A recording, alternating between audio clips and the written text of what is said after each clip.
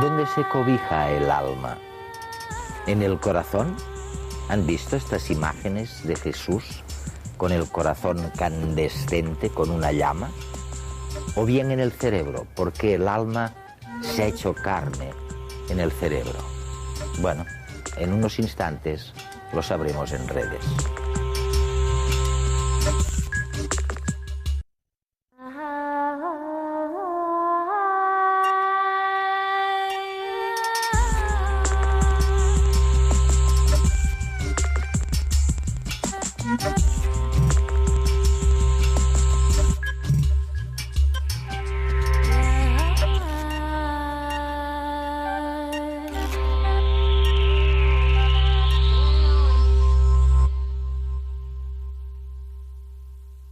A primera vista parece bastante fácil. Digamos que algunos animales ni siquiera se reconocen a sí mismos. No se reconocen en un espejo. Otros, como los chimpancés, igual que nosotros, se reconocen. Tienen una idea de sí mismo. Y a nosotros lo que nos distingue de unos y otros es que tenemos una imaginación que nos permite elucubrar. Y además, no sabemos si con otros, tenemos emociones y memoria. Eran las tres facultades del alma, según todo el pensamiento que nos ha precedido. Pero ¿dónde está el alma? ¿Dónde se cobija? Bueno, para unos estaba en el corazón. ¿Recuerdan? La ven todos los días o de vez en cuando esta imagen de Jesús con una llama ardiendo en el corazón. Y para otros, ya los primeros grandes científicos, el alma estaba en el cerebro, el alma se hizo carne. Pero, ¿hemos resuelto de verdad el misterio diciendo esto? Nuestra mente, lo que somos, recuerdos, emociones y experiencias se acumulan en el cerebro, fijándose en las uniones electroquímicas entre los millones de neuronas que contiene. Alma o psique caben en el poco más de 1,5 kilos de tejido. El mismo que el filósofo Henry Moore describía como esa desestructurada, gelatinosa e inútil sustancia. Casi todos sus colegas pensaban como él, y no era raro. Nos encontramos en la Inglaterra de mediados del siglo XVII. El alma es un principio inmortal e inmaterial que piensa, siente y rige el cuerpo. El cerebro, una glándula de aspecto desagradable y de irritante inutilidad. En este momento histórico, alguien acuña la palabra neurología. Es Thomas Willis, quien por aquel entonces y junto a un grupo de sabios va a dar comienzo a una nueva era. La era neurocéntrica en la que nos encontramos hoy, donde el cerebro y mente son dos conceptos inseparables. Willis estudió con detalle la estructura cerebral y propuso una nueva concepción de la mente. Para él, pensamientos y emociones eran tormentas de átomos en el cerebro. De alguna manera, abrió el camino teórico que habría de llevar al descubrimiento de los neurotransmisores, cientos de años después. Si Descartes estaba equivocado, si no había espíritu y todo era materia, los males del alma habían de ser físicos. Propuso entonces que los trastornos como la depresión se podían curar con sustancias químicas, preparados capaces de restablecer el equilibrio del fluido nervioso. Hoy forman ya parte de nuestra cultura los fármacos contra la ansiedad o la depresión, la timidez o la hiperactividad. Puede que en su forma las teorías de Willis se parecieran más a la alquimia que a la ciencia moderna. Pero es innegable que dio los primeros pasos hacia la concepción de mente y cerebro que tenemos hoy. Inauguró hace más de 3 siglos nuestra era, la era del cerebro.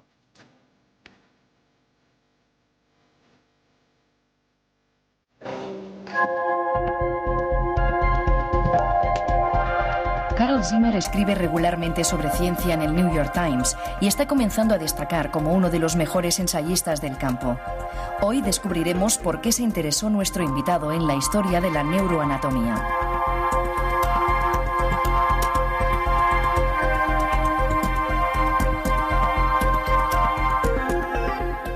Isn't it incredible, no? No me digas que no es increíble. Increíble y al mismo tiempo cómo persiste, ¿no? Me refiero a esta idea del alma.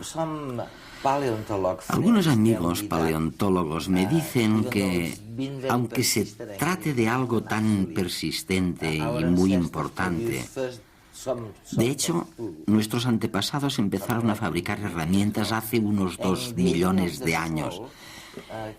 Y la noción del alma solo vino mucho después. Es verdad, ¿de dónde salió esta idea? Bueno, la idea del alma, o de algo parecido al alma, probablemente surgió hace mucho tiempo. Tal vez hace 1 millón de años, o unos cuantos cientos de miles de años. Podemos obtener pruebas de esta evolución realizando estudios psicológicos en la gente. Tendemos a ver un agente en las cosas. Nuestros cerebros están programados para entender las intenciones de los otros, pero también podemos llegar a ver una intencionalidad en un círculo que se mueve por la pantalla. Si se desplaza de un modo concreto, quizá digamos, mira, el círculo está persiguiendo al cuadrado. Así que imponemos un alma incluso en las formas abstractas. Se trata de un instinto muy nuestro. Me parece que es bastante fácil que ese instinto de entender a la gente diera lugar al concepto de alma. Y no solamente en la gente. En la Edad Media se creía que incluso los árboles o las rocas tenían alma. Es verdad. Así que en la naturaleza había almas por doquier. Siempre que percibíamos algo parecido a una acción o cambio, creíamos ver un alma. ¿Y dónde se situaba el alma? Con los seres humanos, por ejemplo, lo primero que hacían los sacerdotes con un cadáver, con alguien muerto, era extraerle el cerebro. Pero al preparar el viaje al más allá, dejaban intacto el corazón, porque creían que era el motor de la vida. ¿Hasta cuándo fue esto así, más o menos? Pues sin duda, en el antiguo Egipto creían que el corazón era el centro de la vida, que el alma residía en el corazón. Aristóteles también pensaba que el corazón constituía el centro de la vida. Muy poca gente pensaba en el cerebro, como lo hacemos ahora, como el lugar en que se ubica nuestro sentido del yo, nuestra personalidad, nuestros recuerdos. El corazón fue un concepto muy poderoso que estuvo vinculado al alma durante siglos. En la Edad Media, se creía que cada persona tenía 3 almas, una en el hígado, otra en el corazón, y luego estaba el alma racional, el alma del cristianismo, que no se ubicaba en ningún lugar concreto porque se trataba de un alma inmaterial. Así que el corazón siguió considerándose como un órgano central en lo relativo al alma, y por eso tenemos imágenes de Jesús abriendo su corazón. De este modo se nos muestra su verdadero yo, porque todos pensaban que allí residía el alma, que lo más recóndito de cada ser estaba en el corazón. Jesús no abre su cráneo y nos muestra su cerebro. Nunca he visto una imagen de este tipo. No, es cierto. Y luego, bueno, llega este médico británico, inglés concretamente, Thomas Willis, sobre el que versa tu fantástico libro. Y resulta que él es el primero que dice todo está en el cerebro. Y en cierto modo, como veremos, se refería al hecho de que el alma se transforma en carne en el cerebro. Esto es algo muy revolucionario, ¿no?, para la época. Desde luego, se trataba de un modo totalmente nuevo de reflexionar sobre la naturaleza humana. Afirmaba que la memoria, la capacidad de aprendizaje y las emociones eran en realidad producto de los átomos del cerebro, de la química. Nadie había pensado eso antes. Claro, hoy día todos pensamos así, lo damos por sentado. Pero en el siglo XVII fueron Thomas Willis y sus colegas los que llegaron a esta idea por primera vez. Se trataba de una idea bastante revolucionaria por aquel entonces. Así que realmente, tal vez fue el primero que afirmó que el alma es carne y que está en el cerebro. Y si esto es así, ¿por qué no lo persiguieron por sus ideas como a otros herejes, ¿no? Qué buena pregunta. Es cierto que hubo una gran persecución de gente que profesaba ideas parecidas a esta. Descartes tuvo problemas por sus ideas. Thomas Hobbes afirmó que la mente no es más que materia en movimiento. Y los obispos de Inglaterra lo persiguieron, o por lo menos lo intentaron.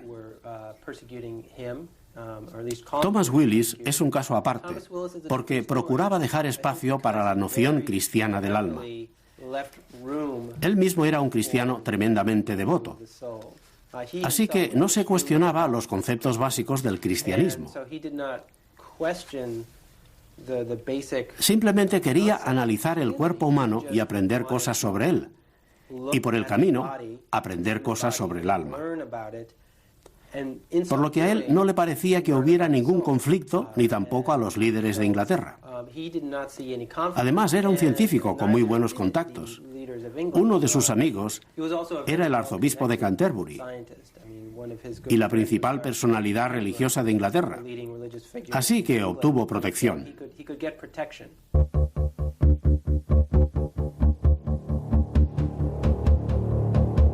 Desde la época de Willis ha cambiado mucho y se ha mejorado tremendamente. En aquella época prácticamente no había métodos de localización cerebral y lo que se hacía era postular hipótesis. Ahora lo que estamos haciendo es localizar áreas cerebrales con muchísima exactitud, fundamentalmente utilizando métodos de estimulación eléctrica y en algunos casos magnética para identificar áreas cerebrales. La identificación de las funciones de las distintas partes del cerebro es de gran utilidad en las operaciones de extirpación de focos epilépticos. Conocer bien su disposición permite al médico encontrar el camino adecuado hasta el foco a eliminar sin dañar ninguna parte importante. Bueno, en el caso de los pacientes epilépticos es fundamental identificar las regiones que deben ser protegidas. En ese caso, lo que se hace es estudiar mediante mantas de electrodos las estructuras cerebrales responsables, por ejemplo, de distintas actividades como pueden ser el movimiento. Esta es la región responsable del movimiento, el área motora primaria. Aquí tenemos la región responsable del responsable del habla. Esta sería la zona responsable de la comprensión del habla. Aquí están la visión y esta es la zona somatosensorial primaria, es decir, la zona que recibe la sensibilidad.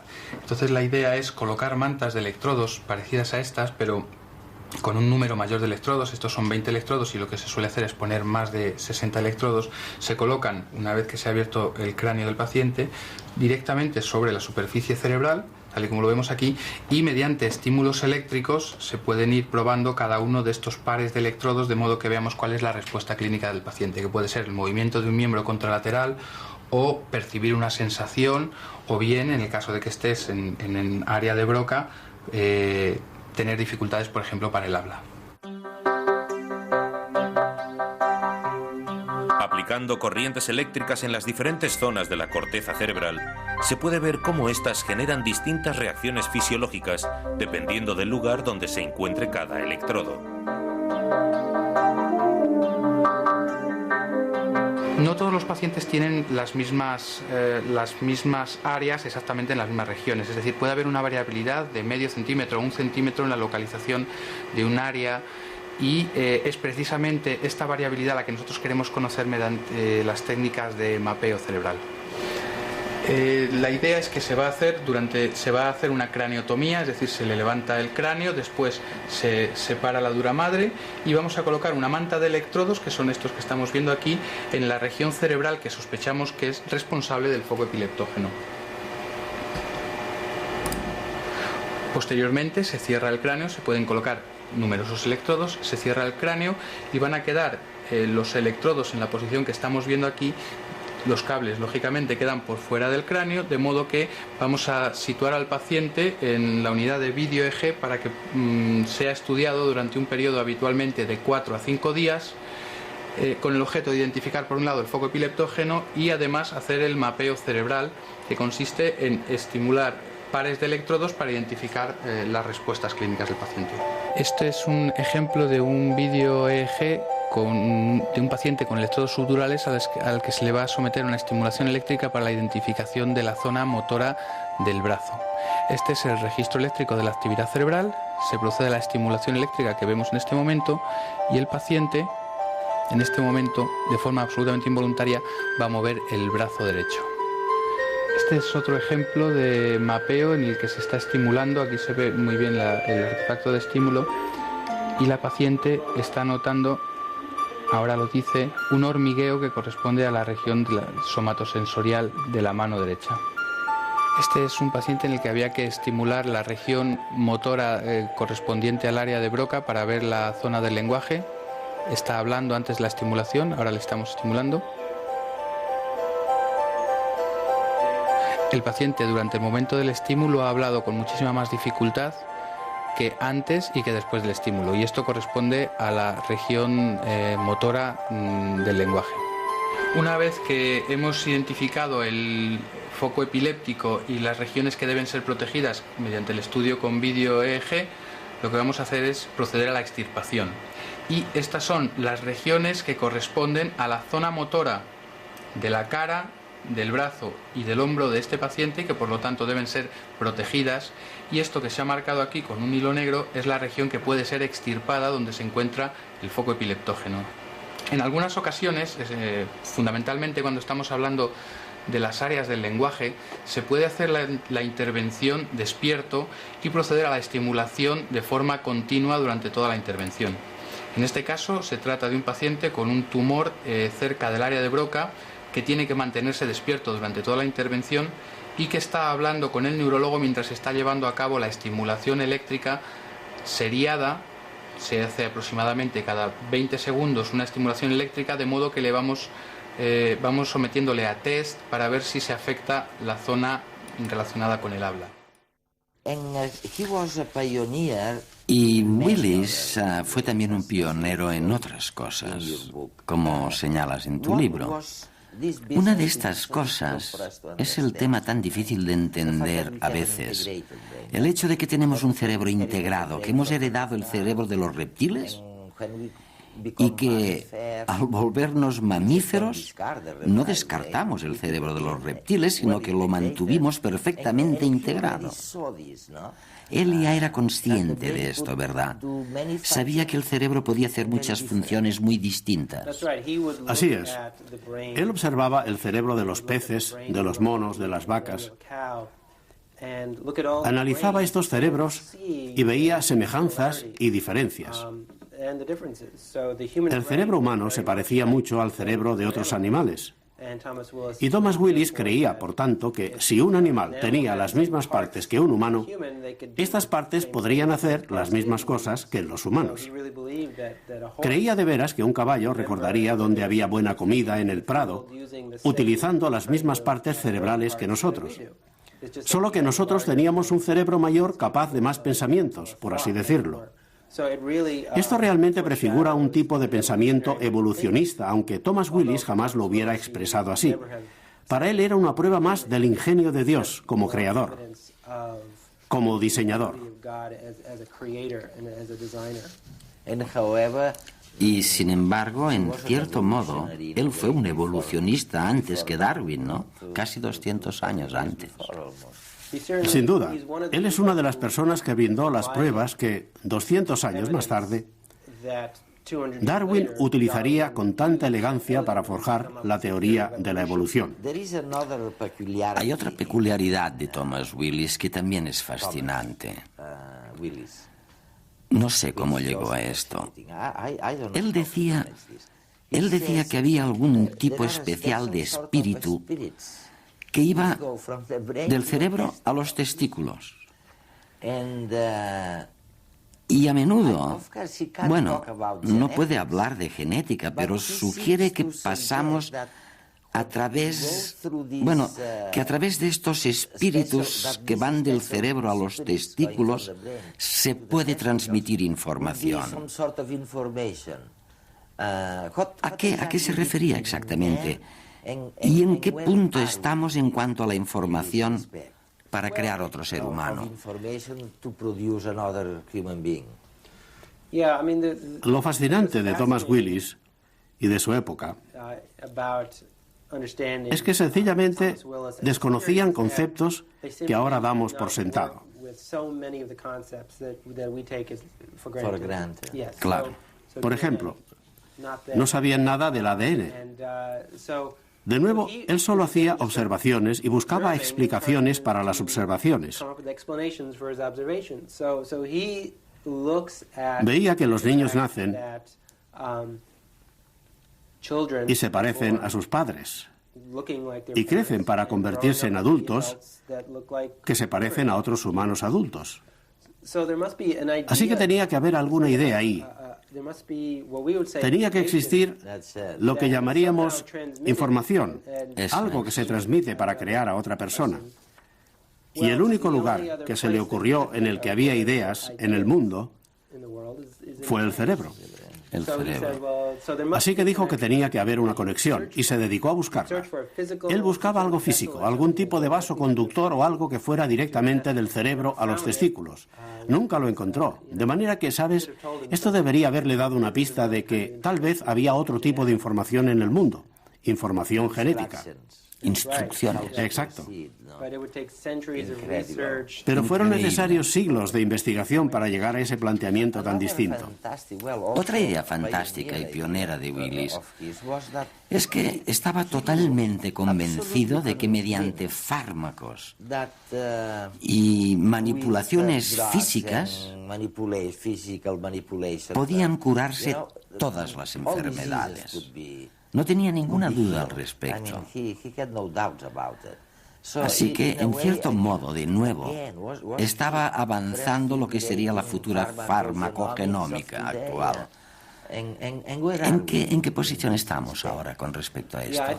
Sí, creo que en este sentido Thomas Willis jugó un papel realmente decisivo.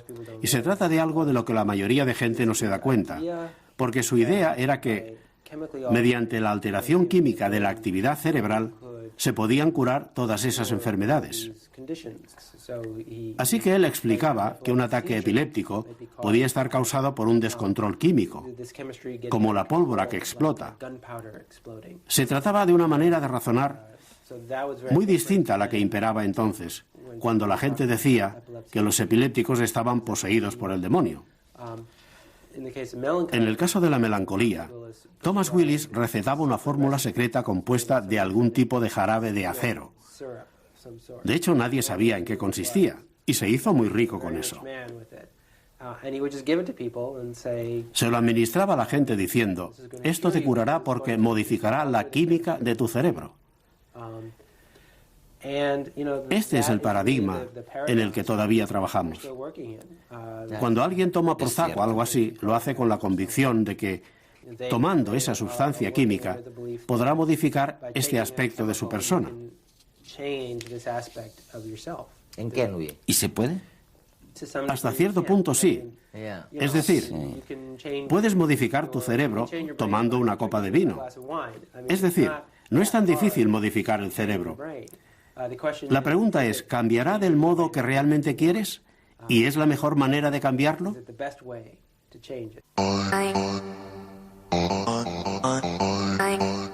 Thomas Willis fue uno de los primeros en abordar las enfermedades mentales desde una perspectiva farmacológica. Para él, los trastornos del cerebro se podían corregir manipulando los átomos que lo componen. Hasta el 1630, la melancolía, que actualmente llamaríamos depresión, se trataba con astrología, los 4 humores de Galeno y rezos a Cristo.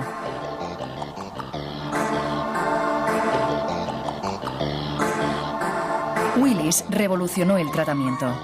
Empezó a recomendar un jarabe y charla agradable como terapia. Y aunque los fundamentos eran correctos, la efectividad de su jarabe de acero y 100 pies triturados era más que dudosa. Según él, este tratamiento eliminaba los corpúsculos de sal y sulfuro de la sangre responsables de la melancolía. Durante 300 años, la psicofarmacia fue más un sueño que una realidad. Con Freud se impuso el psicoanálisis y se abandonó el uso de fármacos para tratar las enfermedades mentales. El resurgimiento de las drogas se produce después de la Segunda Guerra Mundial. Se empieza a usar la toracina y otros componentes. Los neurocientíficos descubrieron que estas drogas podían modificar la concentración de dopamina y otros neurotransmisores. De pronto pareció que solo era cuestión de ajustar los niveles, tal como Willis había predicho.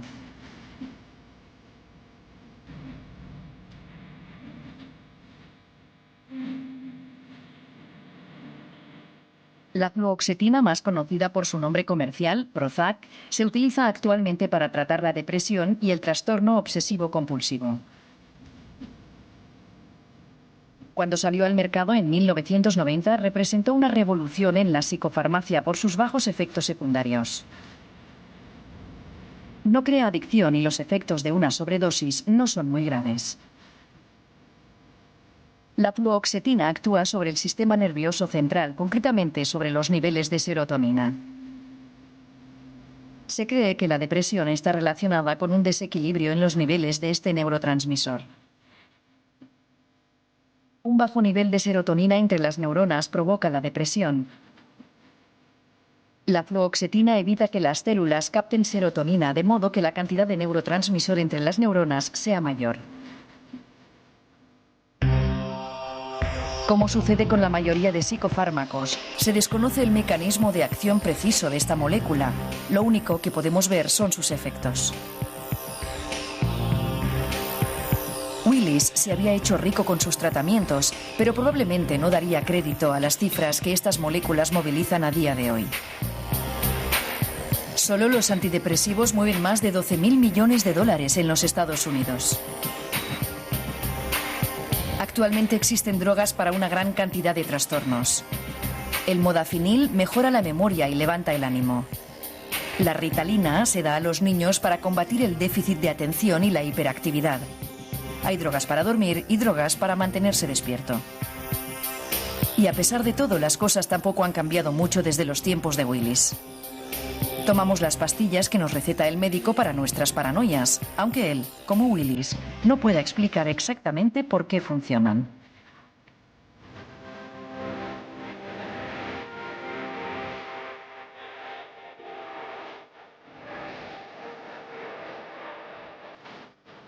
Carl, hay una idea que se acerca mucho a este tema del alma. Y es un tema en el que la gente piensa constantemente. Me refiero a la idea de uno mismo, del yo.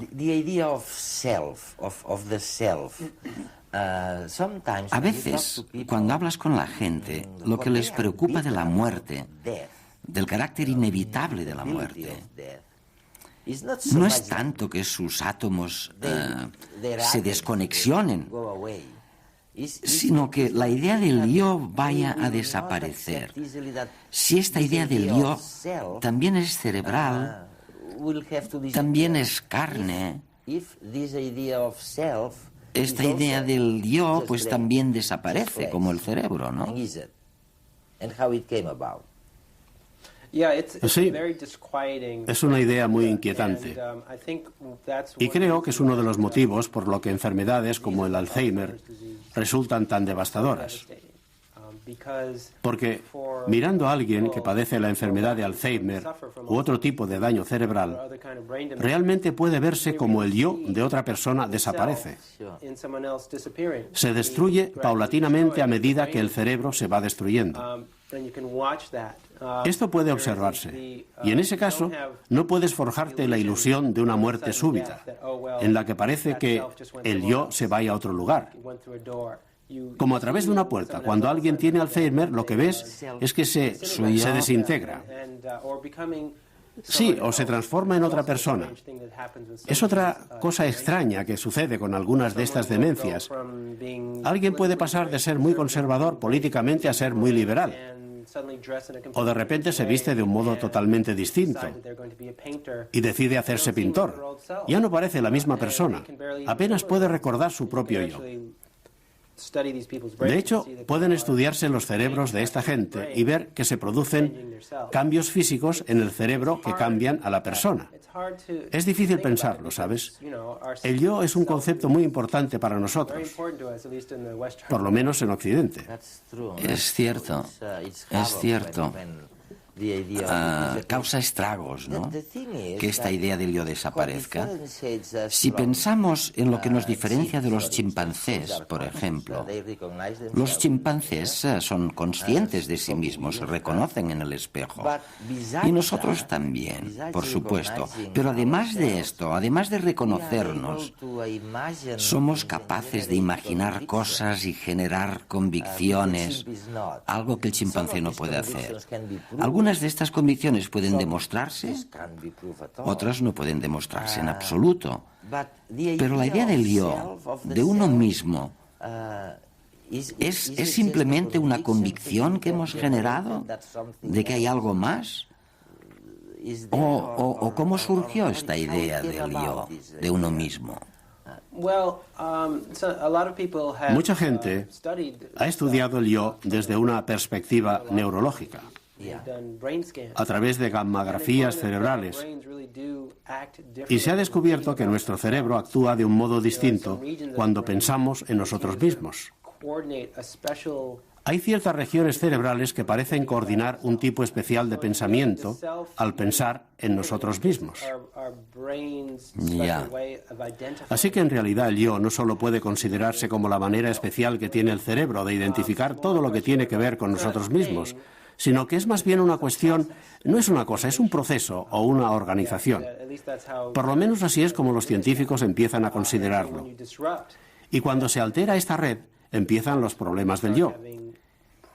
Es entonces cuando la persona ya no se parece a lo que era, porque no puede retomar su memoria autobiográfica. Esto es algo que pasa, simplemente no recuerdas quién eres. O tal vez la manera de regular las emociones al pensar en uno mismo cambia también. Por lo que emocionalmente pareces otra persona. Me parece que los científicos realmente piensan así sobre el yo ahora, pero todavía quedan muchas cosas por entender. La conciencia sigue siendo un auténtico misterio.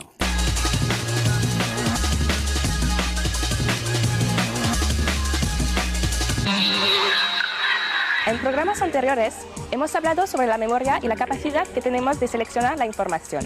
Ahora, un nuevo estudio realizado por investigadores de la Universidad de Pensilvania nos da más datos sobre el acto de recordar. Este nuevo hallazgo revela que las zonas del cerebro que usamos para almacenar nuestros acontecimientos y las que usamos cuando intentamos recordar son las mismas. Los científicos entregaron a los participantes cosas para recordar, como caras de famosos, objetos comunes o paisajes conocidos. Al mismo tiempo que intentaban recordar las imágenes, se les analizó la actividad cerebral mediante resonancia magnética. Los resultados mostraron las zonas cerebrales en las que se almacenan las caras. Vieron que estas regiones se activaban segundos antes de que los participantes dijeran el nombre de quien estaban recordando. Además, pudieron ver que objetos, caras y paisajes se almacenan en zonas diferentes. El protocolo de Kioto sugiere a las empresas que emitan menos gases contaminantes a la atmósfera. Puesto que las necesidades de la sociedad son las mismas, los ingenieros intentan crear alternativas energéticas más limpias, inspirados en la fuerza de la naturaleza. Aunque el aprovechamiento de la energía de las olas del mar no es ninguna novedad, un grupo de ingenieros australianos ha conseguido crear una planta mareomotriz capaz de sacar el máximo rendimiento a la fuerza vertical de las olas del Pacífico. La plataforma convierte la energía transportada por las olas en energía eléctrica. Cuando la ola pasa por debajo de ella, penetra por un tubo y comprime el aire contenido en la cámara interior, que acaba moviendo una turbina. La novedad es que esta turbina también aprovecha la energía del descenso de la ola. Una parte de la energía se usará para el funcionamiento de una desaladora, que aportará 2.000 litros de agua potable al día. Esta opción de energía renovable puede ser muy útil en zonas de la península con una intensa fuerza marina y con escasa agua consumible. El narval es un mamífero marino que vive en los mares fríos del Ártico. Se caracteriza por tener un colmillo externo que puede llegar a medir hasta más de 3 metros de largo. Su función ha llevado mucha controversia, pero solo hoy un dentista ha conseguido hallar la respuesta. El colmillo está presente en casi todos los machos y en pocas hembras. La mayoría de las hipótesis sostenían que servía para romper el hielo del Ártico o bien para conseguir pareja. Pero estas teorías eran rápidamente abandonadas, puesto que daban desventaja a las hembras y en consecuencia a la especie. El nuevo hallazgo sugiere que el colmillo es un órgano sensorial hidrodinámico. A través del estudio de su estructura, se ha observado que el interior está formado por 10 millones de pequeñas conexiones nerviosas que le proporcionan información sobre el exterior. Se ha comprobado que estas células son capaces de detectar cambios de temperatura, de salinidad, de presión y hasta de la turbidez del agua. Con tantas ventajas, quién sabe si de aquí a muchos años acabarán todas las hembras teniendo uno. Muchos de los inventos que han tenido éxito han surgido cambiando el punto de vista. Así lo ha hecho la Agencia Espacial Europea, tras lanzar un satélite para pronosticar el clima desde el espacio. El satélite cilíndrico y de 2 toneladas de peso observará los cambios climáticos en Europa, África y Medio Oriente. Debido a su alta resolución, el nuevo satélite puede enviar 20 veces más datos y al doble de la velocidad de los antiguos satélites. Además, algunas de estas imágenes serán infrarrojas y permitirán mostrar a los expertos la temperatura de las nubes y la superficie de la Tierra y el mar. Lo más impresionante es que este satélite tiene canales capaces de absorber ozono, vapor de agua y dióxido de carbono. Esto permitirá analizar las características de las masas de aire y hasta reconstruir una vista tridimensional de la atmósfera. Según los especialistas, los datos que ofrezca este satélite serán de gran importancia para probar las teorías sobre el calentamiento global del planeta.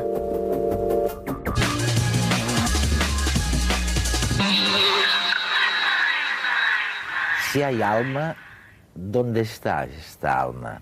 Bueno, primero, bienvenidos a esta segunda parte de Redes. Bienvenidos a nuestra audiencia, a los telespectadores en España y en el resto del mundo a través del canal internacional de televisión española. ¿Dónde está el alma?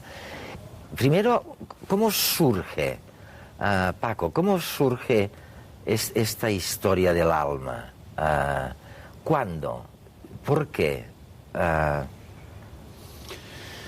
Bien, la historia del alma yo creo que surge casi con las primeras civilizaciones. En la medicina hipocrática que tiene lugar entre los siglos V y II, V antes de Cristo, II después de Cristo, ya se habla con frecuencia del alma e incluso de las enfermedades del alma. Pero quizá en toda la historia de la humanidad, el personaje central, si tuviéramos que personificarlo en alguien, es el señor Descartes. El señor Descartes se encuentra con un problema de que existen unos cuerpos tangibles, lo que él llama la res extensa. Materia, res extensa, que no se pueden mover por sí solos. Y luego existe una cosa que nosotros llamamos conciencia o alma, o pensamiento, que es la res cogitans. Entonces, él estudia cómo interactúan una sobre otra. Sabe que la res extensa, la materia, influye en el alma y sabe que el alma influye en la materia. Entonces busca un sitio donde tenga lugar esta interconexión entre cuerpo y alma, y este sitio es un sitio muy pequeño que es único, no es bilateral, que es la glándula pineal. Ahora bien, vamos a ver. Descartes, ¿no? Está considerado como el portaestandarte, el protagonismo de esta separación, de esta concepción dual del hombre, el alma por un lado y el cuerpo por otro. Pero por lo que tú me dices, y me ha ocurrido con otros científicos, bueno, Carl Zimmer dice lo mismo del Thomas Willis, ¿no? Estos ya metían el alma en la carne, o sea, bien, la glándula pineal en este caso de Descartes, pero en el caso de Willis, pues netamente en el cerebro. Creía que era invisible, pero ya la metía en el cerebro. O sea que en realidad ya estaban, y estamos hablando de que del siglo XVII, ya no acababan de ver del todo los anatomistas, los científicos, que el alma fuera espiritual o fuera invisible, inmaterial, que no estuviera vinculada con el cuerpo. ¿Es eso? Bueno. ¿O eso es una conquista mucho más reciente? Vamos, conquista o pérdida, claro. En el siglo XVII ya los anatomistas realizan disecciones, y uno de los territorios que intentan precisamente describir es el cerebro y todo el sistema nervioso. Claro. Y eso les va revelando que unas configuraciones, y ellos van de alguna manera radicando o localizando quizá los actos voluntarios en un lugar, las sensibilidades quizá en otro, ¿no? Ellos van localizando, ubicando cada una de las facultades. Nuria, la gente que creía, o sea, por ejemplo, este libro en el que has participado, del arte de curar en los tiempos del Quijote, ¿no? Precioso, médicos, cirujanos, boticarios, barberos y demás, ¿no? Muchas gracias. ¿Qué creían la gente con esta historia? ¿Separaban la conciencia, la mente, el alma, el cerebro? ¿Dónde metían el alma? A ver, para mí un concepto muy importante es cuando se concibe el cuerpo, como decía Álvaro, ¿no? El cuerpo como un libro. O sea, hasta siglo XVII, más o menos, la medicina se transmitía a través de los libros, principalmente. Entonces, a partir más o menos del siglo XVII, el libro, evidentemente, tiene una importancia crucial, pero queda relegado en segundo término, y es la experiencia personal la que prevalece, la observación atenta del cuerpo humano. Entonces, esta observación atenta del cuerpo humano no es neutra, o sea, está cargada de ideología. Entonces, esta ideología podía ser de diversas vertientes. Por ejemplo, la Métrie decía, cuando el cuerpo descansa, el alma también descansa. O sea, es una concepción puramente materialista. La Métrie posiblemente pensaba que el alma, de existir, sería algo completamente material. Pues había una visión vitalista. Esta visión vitalista tenía dos vertientes. O bien, la versión vitalista era que bien, el cuerpo era materia, pero que estaba animado por unas fuerzas invisibles, fuerzas vitales. ¿Qué eran las fuerzas vitales? Pues para unos era algún tipo de materia, aunque no se pudiera pues, percibir por los sentidos. Para otros podía ser perfectamente el ánima, o el alma, o el espíritu. Oye, es curioso, Paco, es que realmente es increíble vuestra historia, ¿no? Quiero decir la nuestra, la del cerebro, ¿no? Pero fíjate que cuando ya se da por descontado, porque que está en el cerebro y que es carne, esta alma, seguimos utilizando en nuestro lenguaje cotidiano, decimos, por ejemplo, decidimos con el corazón. Estas son decisiones que tomo con el corazón, ¿no? ¿Y en el corazón qué hay en el corazón? No hay nada. O sea, quiero decirte, ¿qué quiere decir eso? ¿Que antes consideraban que el alma estaba en el corazón? ¿Que esta fuerza vitalista que movía el cuerpo, la materia? Sí, los clásicos hablaban también de tres almas. Una alma concupiscible, que estaba radicada en el vientre, una alma emotiva, que estaba radicada en el corazón, y una alma consciente que estaba en el cerebro, ¿no? Y por eso nosotros a veces cuando hablamos de emociones acudimos al corazón como recuerdo, pero no es más que un recuerdo fosilizado de lo que pensaban los clásicos.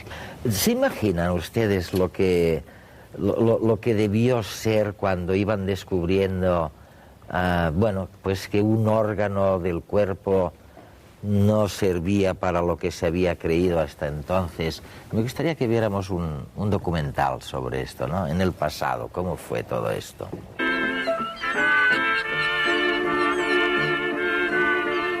Londres, 1690. La bruma cubre un viejo cementerio de las afueras de la ciudad. Mientras resuenan los ecos de un campanario lejano, dos hombres armados con picos y palas escarban en una tumba reciente. Desentierran el cuerpo de un pobre hombre que había sido sepultado esa misma tarde. ¿Quiénes son estos hombres? Ser ladrón de cuerpos era un oficio muy lucrativo a finales del siglo XVII. Los hospitales universitarios pagaban muy bien los cuerpos que necesitaban para realizar sus estudios anatómicos. En esa época no se estilaba dar el cuerpo a la ciencia y la única forma de obtener material humano era utilizar métodos ilícitos. Esta situación generó una escalada de estrategias entre los ladrones de cuerpos y los familiares que no deseaban ver profanadas las tumbas de sus seres más queridos. Se inventaron ataúdes reforzados, sistemas antirrobo e incluso se puso de moda vigilar los cuerpos hasta que se pudrieran para enterrarlos luego sin riesgo. Por su parte, los ladrones de cuerpos habían llegado a robar el cuerpo durante el funeral, delante de la mirada horrorizada de sus familiares. Las familias más pobres no podían pagar estos lujos, con lo cual eran los más afectados por el expolio de cuerpos. Inevitablemente, los que menos recursos tenían terminaban en las mesas de disección para su estudio. Pero esta macabra situación tenía otras implicaciones. Ser pobre va asociado a un estilo de vida determinado. La malnutrición crónica, las infecciones por parásitos y el estrés por sobrevivir generan un determinado aspecto y tamaño de los órganos internos.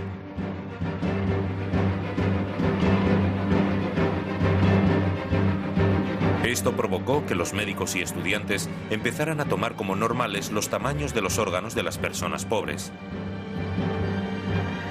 Pero lo que aparentemente solo debería ser un sesgo debido a los muertos, provocó serias consecuencias en los vivos. En situaciones de estrés, las hormonas segregadas por la glándula adrenal provocan una reducción del timo. Un médico que empezó a estudiar el síndrome de la muerte súbita en los bebés observó que los bebés que fallecían por este motivo tenían el timo más grande de lo normal. Lo que estaba sucediendo es que los timos que él consideraba normales y utilizaba como referencia eran los timos atrofiados de los cadáveres de los pobres. Esta observación le llevó a una apreciación errónea. Creyó que la muerte súbita en los bebés se debía a un timo demasiado grande que terminaba ahogándolos. Se empezó a irradiar los timos de los bebés sanos de forma rutinaria para reducirlos, creyendo que se evitaba este síndrome.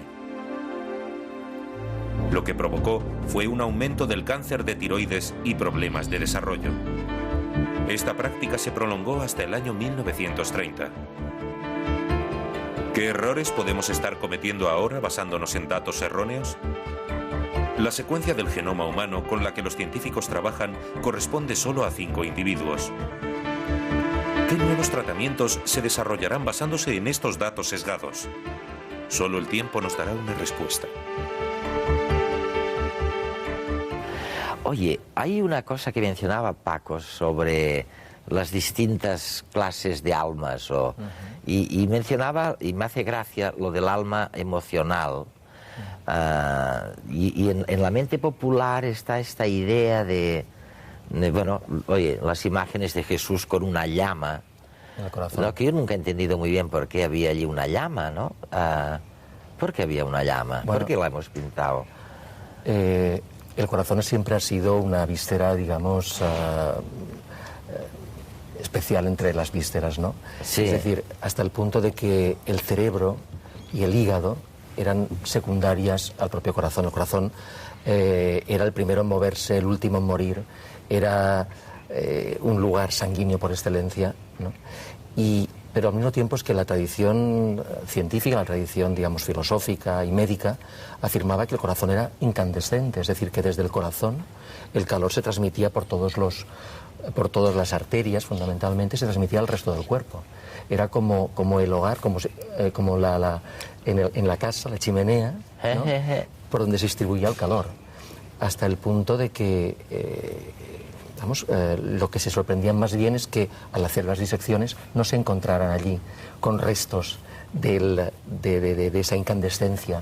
Que era siempre 38 grados. Luego, claro, ¿no? cuando empiezan a utilizar los termómetros, o mejor dicho, los termoscopios los rudimentarios del siglo XVII, se dan cuenta que es el mismo calor el del hígado que el del corazón, que otras vísceras, ¿no?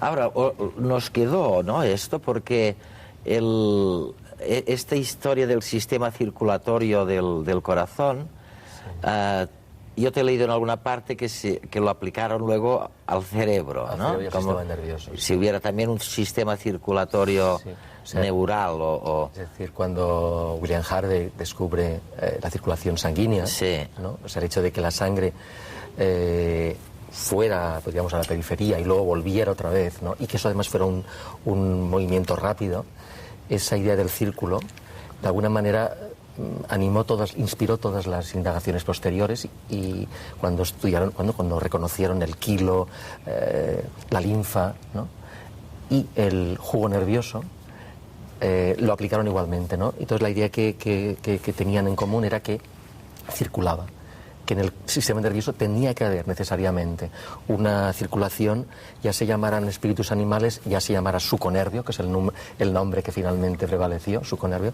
y que efectivamente se realizaba un círculo.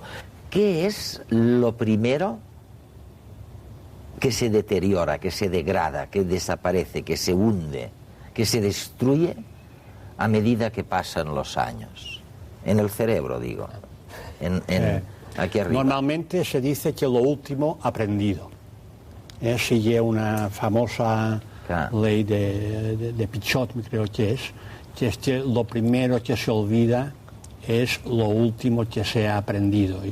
Antes hablábamos de un caso de las personas multilingües que cuando tienen un accidente cerebral y pierden parte de su cerebro, normalmente pierden la última lengua que han aprendido. Y a veces incluso recuerdan lenguas que casi infantiles, que casi habían olvidado, y empiezan a hablar esta otra lengua, la llamada fascia de Pitres. Pero normalmente, yo creo que nos pasa a todos. Si a mí me preguntan si he almorzado hoy, en cambio posiblemente me acuerdo del día de primera comunión, ¿no? Sí. Perfectamente. El premio, pero tú has conocido un caso clínico de una persona que era absolutamente al revés, ¿no? Sí, una mallorquina. Yo soy mallorquín, y había una señora, la llamaban Medotiva, ¿no?, que tuvo una fascia, y esa señora hablaba perfectamente mallorquín y unas pocas palabras de castellano, pero se dio el caso de una fascia de Pitres inversa, esto también está descrito, que perdió la lengua nativa y conservó la última que había aprendido, que era la castellana, con la cual se movía muy mal. Porque y era no la había muy aprendido nunca difícil del todo de entenderla, ¿no? Claro. Y era realmente un espectáculo, casi grotesco, si no fuera por oírle hablar aquella lengua que casi no había aprendido y que no pudiera hablar en la lengua que siempre había hablado durante toda su vida. Nuria, ¿y del Quijote qué decían los anatomistas? Quiero decirte, ¿tenía alucinaciones? ¿Qué le pasaba? ¿Lo definían como un carácter, una enfermedad, una patología o era...? Pues verás, uno de los primeros médicos que se interesó por hacer un diagnóstico de Don Quijote fantástico, fue un cirujano del Real Colegio de Cirugía San Carlos de Madrid, y lo bueno del caso es que, él tiene una obra que se llama Primicias, no me acuerdo muy bien del título, pero en esta obra tiene una frase genial que dice: algo así como lo único que le ha faltado a la obra de Cervantes, o sea, al Don Quijote, o sea, lo único que le ha faltado a Cervantes es que nos hiciera la autopsia del Quijote. O sea, que al final de la obra, cuando muere, que alguien hubiera hecho la autopsia para, pues bueno, para saber cuál era. ¿Qué tenía, no? Cuál era su locura, ¿no? ¿Por qué? Porque en realidad en ese momento se tenía la convicción. Se pensaba que a través de la disección anatómica del cadáver, pues se encontraría algún signo, ¿no?, que pudiera establecerse la relación. Oye, lógico, años después hubo médicos que, bueno, tocando, palpando el cráneo, ¿no? Sí. Deducían qué tipo de enfermedad padecía uno. Ya ven que es un tema apasionante y que llevamos, pues eso, unos 2 millones de años, unos 6 millones de años desde que nos separamos de este antecesor del chimpancé, y hemos avanzado, pero no lo suficiente para decir que hemos avanzado de un modo decisivo en descubrir lo que Einstein, con mucha razón, llamaba uno de los grandes misterios de la humanidad. Hasta la semana que viene.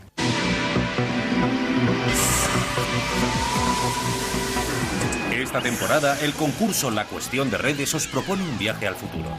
¿Te atreves a imaginar cómo será el mundo en el año 2105? Nanorobots que se replican, actualizaciones de nuestro software genético, cambio climático. ¿Cómo afectarán a nuestra vida cotidiana, a nuestra manera de relacionarnos?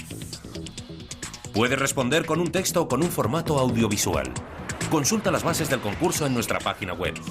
Atrévete a ser creativo sin olvidar el rigor. Nuestros horizontes se amplían exponencialmente. ¿Cómo te imaginas el mundo dentro de 100 años?